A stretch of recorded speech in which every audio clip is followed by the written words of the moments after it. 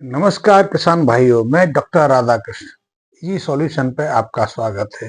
किसान भाइयों, एक बात तो हम भली बात जानते हैं, भली बात परिचित हैं। यदि हमारे खेत की मिट्टी पूरी तरह स्वस्थ है, उसमें पर्याप्त उर्वरकता है, तो हमें किसी खाद की जरूरत नहीं। हम जो भी बीज उसमें डाल देंगे वो अंकुरित होगा और अच्छी ग्रोथ के साथ आगे बढ़ेगा। लेकिन यदि खेत की मिट्टी स्वस्थ नहीं है, खेत की मिट्टी में कमी है, जैसे कि आज हम देख रहे हैं, तो उसके बाद तो हम खाद डाल के भी पर्याप्त उत्पादन नहीं ले सकते, जैसा कि हम देख रहे हैं।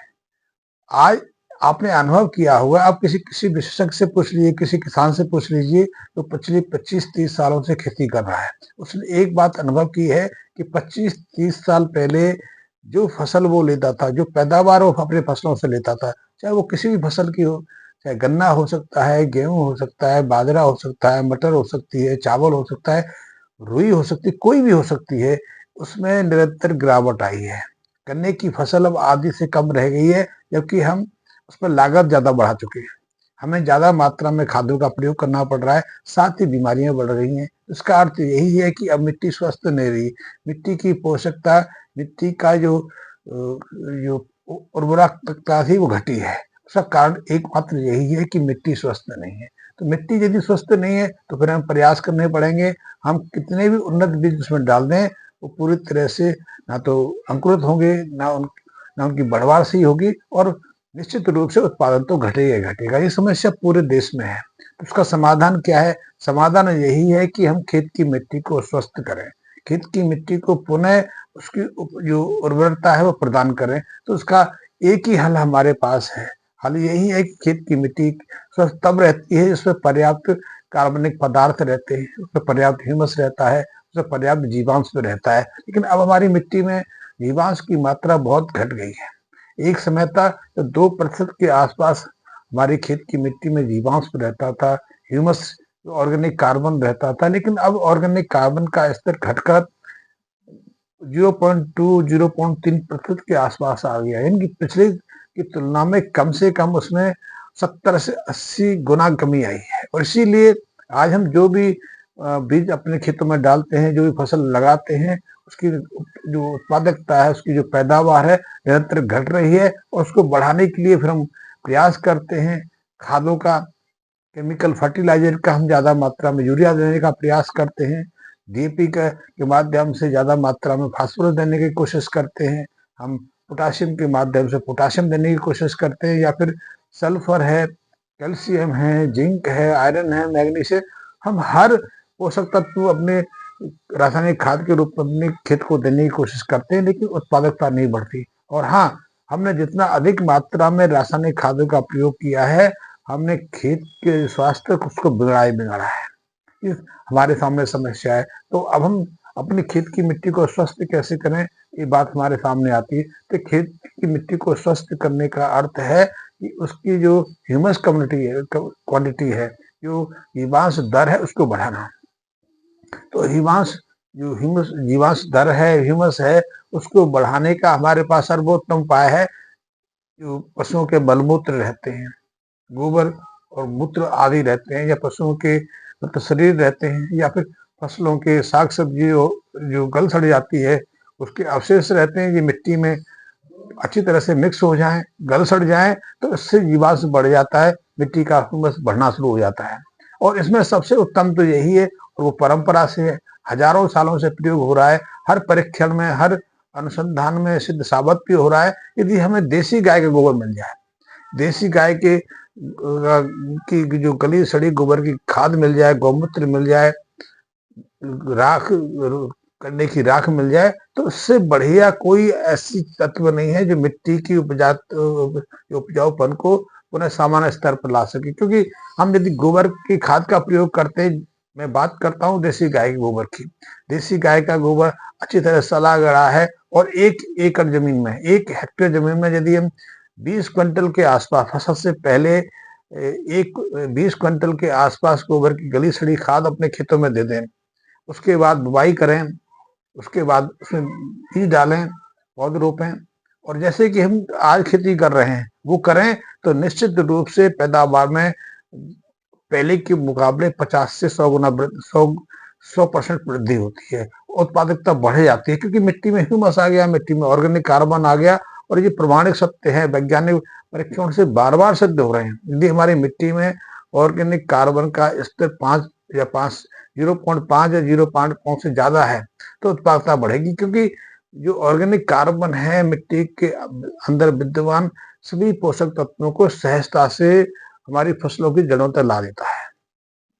इसलिए या तो हमें गोबर की अच्छी से तरीके से गली सड़ी खाद का प्रयोग अपनी फसलों में करना चाहिए, और गली सड़ी खाद के माध्यम से हम अपने न केवल ऑर्गेनिक कार्बन का स्तर बढ़ा सकते हैं, बल्कि जो आवश्यक पोषक तत्व हैं वो भी मिट्टी में पहुंचा सकते हैं। ये एक परीक्षित प्रमाण है, आप इसका प्रयोग कर सकते हैं, लेकिन उसके लिए कम से कम एक फसल से पहले हमें अपनी खेत में 20 क्विंटल के आसपास गोबर की गली सड़ी खाद की जरूरत पड़ती है। गोबर की इतनी मात्रा में खाद देने से ही उसकी urea, phosphorus, potassium, magnesium, sulphur, calcium की जरूरतें पूरी होती है, और उसमें पर्याप्त जो मात्रा में ऑर्गेनिक कार्बन आ जाता है, ह्यूमस की दर बढ़ जाती है, और ये बहुत जरूरी है। ह्यूमस बढ़ेगा मिट्टी का, मिट्टी भुरभुरी हो जाएगी, मिट्टी मुलायम हो जाएगी, हम जो पौधा लगाएंगे, जो बीज डालेंगे, उनकी जड़ें अधिक गहराई तक जा पाएंगी, मिट्टी में नमी बनी रहेगी, मिट्टी का जो पीएच है वो सामान्य स्तर पर आ जाएगा।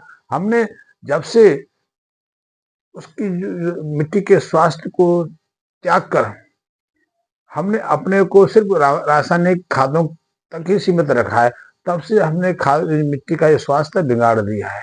हमने इतनी अधिक मात्रा में रासायनिक खादों का प्रयोग किया है कि मिट्टी की संरचना ही बदल गई है। अब मिट्टी कठोर हो गई है, मिट्टी का पीएच डिस्टर्ब हो गया है, मिट्टी के अंदर जो सूक्ष्म जीवाणु होते हैं वो तो लगभग लगभग 0 स्तर पर आ गए हैं। किसी समय ऐसा वैज्ञानिक परीक्षण कहते हैं, मैं नहीं कहता, विज्ञान की रिपोर्ट्स कहती हैं कि एक समय हमारे खेत की मिट्टी में करीब 10 से 15 करोड़ के आसपास प्रति ग्राम के आसपास सूक्ष्म जीवाणु होते थे, और उसमें सूक्ष्म जीवाणु को एक तरह से नहीं है, इसकी हजारों तरह की कॉलोनीज, हजारों तरह की फैमिलियां हैं। इसमें कुछ तो बाजार में उपलब्ध है, आप भी जानते होंगे। इसमें राइजोबियम कह सकते हैं, एजोटोबैक्टर कह सकते हैं, एसिटोबैक्टर कह सकते हैं, ट्राइकोडर्मा है, सुडोमोनास है, माइक्रोराइजा, बहुत सारे ऐसे सूक्ष्म जीव हैं जो मिट्टी में उपस्थित रहते थे, और ये आज भी कृत्रिम रूप से उपलब्ध हैं। इनको कृत्रिम रूप से हम अपने खेतों में देकर मिट्टी का उर्वरकता बढ़ाने का प्रयास करते, कि इनके बिना तो केमिकल फर्टिलाइजर भी काम नहीं करते। आप मिट्टी में जितना अधिक मात्रा में यूरिया डाल दीजिए, यूरिया का प्रयोग आपकी फसलों को तब तक पर्याप्त मात्रा में उपलब्ध नहीं हो पाएगा जब तक कि आपकी मिट्टी में राइजोबियम ना हो, एजिटोबैक्टर ना हो, एसिटोबैक्टर ना हो। तो यही सूक्ष्म जीवाणु अपने अवक्रियाओं के माध्यम से यूरिया के नाइट्रोजन को उपयोगी बनाते हैं। इस नाइट्रोजन की आपूर्ति हम गोबर के माध्यम से भी कर सकते हैं। आप गोबर की खाद अलग तरीके से तैयार कर सकते हैं, जैसे कि पहले करते थे। और एक हमारा प्रयोग है, हमने एक गोबर भस्म के नाम से एक गोबर का ऐसा तत्व बनाया है जिससे हम अपनी मिट्टी में हर जरूरत को पूरा कर देते हैं। मिट्टी का कार्बनिक स्तर बढ़ना शुरू हो जाता है, मिट्टी की जो रासायनिक संरचना है उसमें बदलाव आना शुरू हो जाता है, क्योंकि अध्ययनों से देखा गया है कि जब गोबर की खाद अच्छे से सड़ती गलती है, तो उसमें ह्यूमिक एसिड, फुल्विक एसिड जैसे आवश्यक जो जैव रसायन है मिट्टी के लिए, फसलों के लिए बहुत जरूरी जैव रसायन है, वो भी पर्याप्त मात्रा में मिट्टी में आ जाते हैं। और यदि मिट्टी में सूक्ष्म जीवाणु पर्याप्त संख्या में है, अच्छी तरह से वृद्धि कर रहे हैं, उनमें अच्छा संवर्धन हो रहा है, तो इनके माध्यम से बहुत सारे आवश्यक जैव रसायन मिट्टी में उपलब्ध हो जाते हैं, और ये सब हमारी फसलों को कई तरह से सहायता प्रदान करते हैं। इनके माध्यम से हम अपनी फसलों को न केवल स्वस्थ रख सकते हैं, ग्रोथ को सामान्य स्तर पर ला सकते हैं। हमारी फसलें सामान्य स्तर पर फ्लावरिंग स्टेज में आ जाती हैं, उनमें शाखाएं बढ़ जाती हैं, अधिक मात्रा में फूल लगते हैं, तो निश्चित है कि फल भी अधिक संख्या में आएंगे, फल ज्यादा स्वस्थ रहते हैं, आकार उनका अच्छा हो जाता है, स्वाद बढ़ जाता है। यानी यदि हम अपनी मिट्टी में ऑर्गेनिक कार्बन का स्तर बढ़ा दें, तो निश्चित ही फसल का स्वाद भी बढ़ जाता है, फसल की पैदावार भी बढ़ जाती है।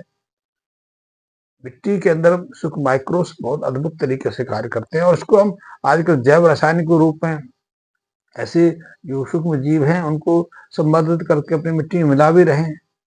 उसके साथ हम कई रासायनिक खादों का प्रयोग भी कर रहे हैं। लेकिन मेरा एक अनुभव ये है, यदि हम अपनी मिट्टी में गोबर की गली सड़ी खाद का पर्याप्त मात्रा में प्रयोग करते हैं। यदि गाय गोबर अच्छी तरह से पका हुआ सड़ा है तो उसके माध्यम से मिट्टी की हर जरूरत को हम सहजता से पूरा कर सकते हैं, क्योंकि गोबर की खाद अच्छे से सड़ गल जाती है तो जो गोबर के अंदर सेलुलोज रहता है, हेमी सेलुलोज रहता है, लिग्निन रहता है, ये ऐसे रासायनिक पदार्थ हैं जो गोबर की कम से कम 30% संरचना के लिए जिम्मेदार रहते हैं। गोबर के अंदर 30% इनका स्तर रहता है और जब ये अच्छे सड़ते गलते हैं तो इससे 15 से 20% के आसपास ह्यूमिक एसिड, फुल्विक एसिड तैयार हो जाता है। इनकी अपघटन से ही नाइट्रोजन, फास्फोरस आदि, पोटाशियम, सल्फर, कैल्शियम ये भी रिलीज होते हैं, जो मिट्टी मिल जाते हैं। तो आप मिट्टी को स्वस्थ सिर्फ गोबर की खाद से कर सकते हैं। आप गोबर भस्म संपूर्ण का प्रयोग भी कर सकते हैं कि गोबर संपूर्ण को हमने कुछ इस तरीके से बनाया है कि उसमें गोबर का एक्सट्रैक्ट भी है, गोबर के सारे तत्व भी उसमें है, और जो कंडे की राख है, जो गोबर से कंडे बनते हैं उसे राख तैयार करते हैं, उसका भी मिश्रण है। कंडे की राख में बहुत सारे जो मिनरल्स हैं, बहुत सारे जो रासायनिक पदार्थ हैं, उनका स्तर बढ़ जाता है, वो कई गुना हो जाते हैं। गोबर में यदि 2% है तो राख में वो 6% तक पहुंच जाते हैं। इसीलिए देखा गया है गोबर की तुलना में गोबर की राख में सल्फर का, कैल्शियम का स्तर गोबर की तुलना में कई गुना बढ़ जाता है। इसमें जिंक भी आ जाता है, आयरन भी आ जाता है, कैल्शियम तो आता ही आता है, इसमें नाइट्रोजन, फास्फोरस, पोटाशियम इनका स्तर भी बढ़ जाता है। तो आप तो गोबर गोबर के खाद में आप गोबर का राख भी मिलाएंगे तो और अच्छा हो जाएगा। और यदि इसमें गोबर मूत्र का भी प्रयोग किया जाए, गोबर की खाद बनाने में यदि गोबर मूत्र का प्रयोग किया जाए तो उससे इसकी गुणवत्ता और बढ़ जाती है। तो आप ऐसे गोबर की खाद का प्रयोग कर सकते हैं जिसमें तीनों चीजें हों।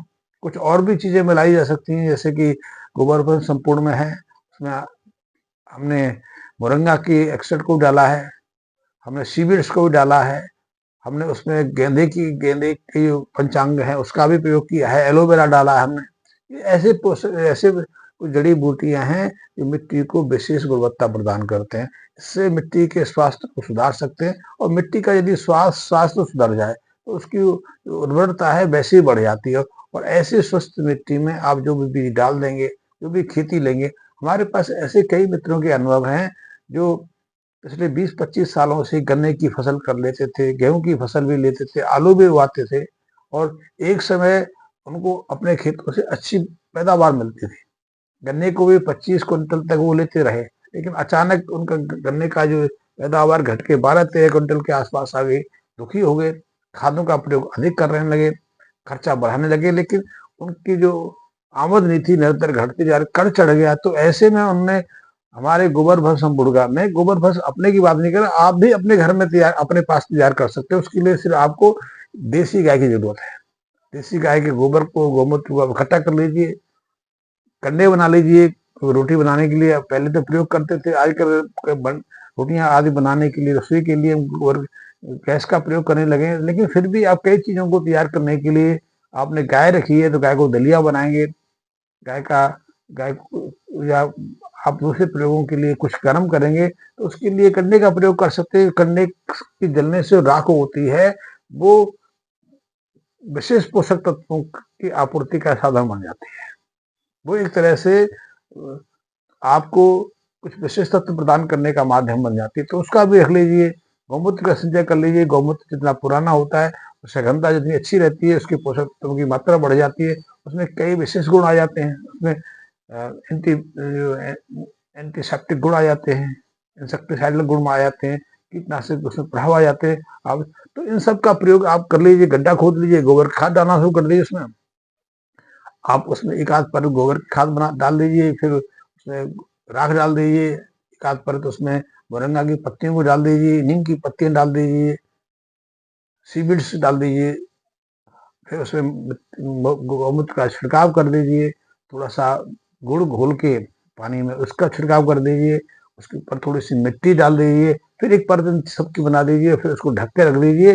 तो इस से गोबर और ये सारी चीजें सड़ने के बाद इतना उत्तम खाद बन जाएंगी। क्योंकि हम भी इसी प्रक्रिया से, हमारी प्रक्रिया थोड़ी वैज्ञानिक है, कुछ अलग तरीके की है, लेकिन इसी चीजों से हमने गोबर भस्म संपूर्ण का प्रयोग किया है। इसलिए हम आपसे कहते हैं कि 20 क्विंटल के आसपास सड़ी गोबर की खाद चाहिए, क्योंकि आप पूरी तरह से उसको अपघटित नहीं कर पाते, डिकम्पोज नहीं कर पाते, हमने अपघटित किया है। तो हमारे 1-2 किलो की मात्रा ही पर्याप्त है। 1-2 किलो ही 1 एकड़ जमीन के लिए सफिशिएंट है। वो 1 किलो जो हमारा गोबर का संपूर्ण है वो 1 एकड़ भूमि के लिए पर्याप्त है, चाहे वो कोई भी फसल आप ले रहे हैं। और हम तो कहते हैं कि आप पहले प्रयोग ट्रायल करके देखिए, इसका खुद अपने हाथों से प्रयोग करके देखिए, आपको अपनी फसल में कुछ बदलाव आए। कुछ का अर्थ है 50% तक बदलाव आए, क्योंकि उसकी हरियाली है, उसकी ग्रोथ है, उसकी बीमारियों से बचने की जो गुणवत्ता है, उसकी जो पत्तियों का रंग है, पत्तियों की संख्या है, पत्तियों का स्वास्थ्य है, टहनियों की संख्या है, ब्रांचेस हैं, कलियां हैं, इन सबसे आपको पता लग जाएगा कि आप जो सामान्य फसल ले रहे थे रासायनिक खादों के माध्यम से जो पौधे का देखभाल कर रहे थे, और अब आप जब गोबर संपूर्ण के प्रयोग से कर रहे हो, तो इनमें दोनों में क्या अन्यता है। और हम तो चाहते हैं कि 4 क्यारियां वो सामान्य तरीके से करिए, 1 क्यारी हमारे गोबर संपूर्ण के माध्यम से करिए। आपको 1 महीने में फर्क नजर आ जाएगा। आपको न केवल पौधों के स्वास्थ्य में निश्चित भिन्नता नजर आएगी, बल्कि पौधों पर जो फूल आते हैं, जो शाखाएं निकलती हैं, जो फल लगते हैं, चाहे वो सब्जियों के रूप में हो, बालियों के रूप में हो, चाहे दानों के रूप में हो, तो उनको उनकी उनकी मात्रा को नाप लीजिए, फिर स्वाद देख लीजिए, फिर उनकी कीपिंग पीरियड देख लीजिए, कितने दिन में खराब होते। गोबर भर संपूर्ण से तैयार फसल खराब नहीं होती, सूखती है, सड़ती नहीं है। लेकिन सामान्यतः यदि हम रासायनिक खादों के माध्यम से जो साग सब्जियां लेते हैं, जो चीजें लेते हैं, वो सड़ती है, सूखती नहीं है। जैसे कि हम लोग आपने किया होगा कि आज से 5-7-8-10 साल पहले हम हरी मिर्च बाजार से खरीद के लाते थे, या अपने पेड़ों से तोड़ के रख लेते थे, वो सूख जाती थी, सड़ती नहीं थी। लेकिन आज की अधिकांश सब्जियां सड़ने लग जाती, उसमें कई तरह की बीमारियां पैदा हो जाती, घर में रखे रखे तोड़ने के बावजूद भी फल सड़ जाते हैं। तो आप गोबर में संपूर्ण का प्रयोग करके देखिए, तो आपको पता लग जाएगा कि इसमें क्या अद्भुतता है, क्या विशिष्टता है। और इसके माध्यम से भी आप अपनी मिट्टी को स्वस्थ कर सकते हैं, मिट्टी के ऑर्गेनिक कार्बन को स्तर बढ़ा सकते हैं, और आप सामान्य तरीके से भी कर सकते हैं। गोबर खाद आप अपने घर बना सकते हैं। ये भी गोबर भर संपूर्ण का ही रूप है, लेकिन इसमें कुछ प्रक्रिया में ऐसी डाली है कि आम आदमी बना सके। गड्ढा खोद दिए, गड्ढा खोद के उसमें एक परत गोबर की लगाइए, उसके ऊपर पत्तियों की लगा दीजिए, उसके ऊपर गोबर की राख छिड़क दीजिए, उसमें गोमूत्र छिड़क दीजिए, और एक जो मैंने कहा गुड़ लेके, गुड़ का पानी में घोल के उसकी परत छिड़क दीजिए, फिर एक दोबारा से लगा दीजिए। उसमें मिट्टी की परत भी डाल सकते हैं आप। तो ऐसी 1-2 परतें बना के उसको ऊपर आप किसी त्रिपाल से, किसी पॉलिथीन से कवर कर रख दीजिए, ये गलेगी सड़ेगी, इसका अंदर तीव्र गति से विघटन होगा, तभी वो जैव रसायन उसमें पैदा होंगे, तभी गाय जो गोबर की उपयोगिता, खाद की उपयोगिता बढ़ेगी। और ऐसे गोबर की खाद का प्रयोग जो आप अपने खेतों में करेंगे, तो आप चमत्कार देखेंगे, क्योंकि ऐसे गोबर को छिड़कने से आपके खेत की मिट्टी की संरचना ही बदल जाएगी।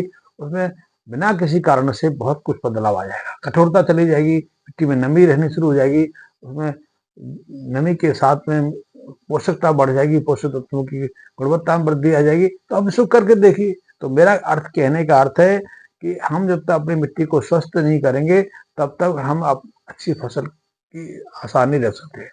और गोबर संपूर्ण से, गोबर की खाद से आप किसी भी तरह की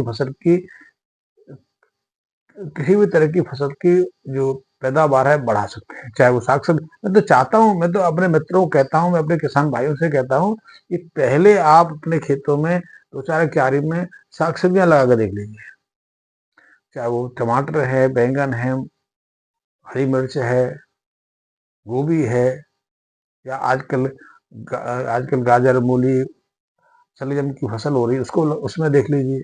आप किसी भी तरह की साग सब्जी हो, भिंडी है, बैंगन है, कोई भी है, आलू है, आलू तो सीजन निकल गया आपके लिए। तो लेकिन आलू में भी यदि आपने आलू लगाए हैं, तो जब पानी बचा हुआ है, 1-2 बार पानी दोगे, तो उसमें ही उसका प्रयोग करके देख लीजिए। आप इसके माध्यम से जो आलू लेंगे, उसका साइज देख लीजिए, उसका वजन देख लीजिए, उसका स्वाद देख लीजिए, उसकी कीपिंग पीरियड देख लीजिए, सड़ने गलने की जो उसकी तीव्रता है, उसमें फर्क देख लीजिए। तो आप इस गोबर भस्म से अपनी फसल की गुणवत्ता में बदलाव कर सकते हैं, और अच्छे से प्रभाव ले सकते हैं। ठीक है।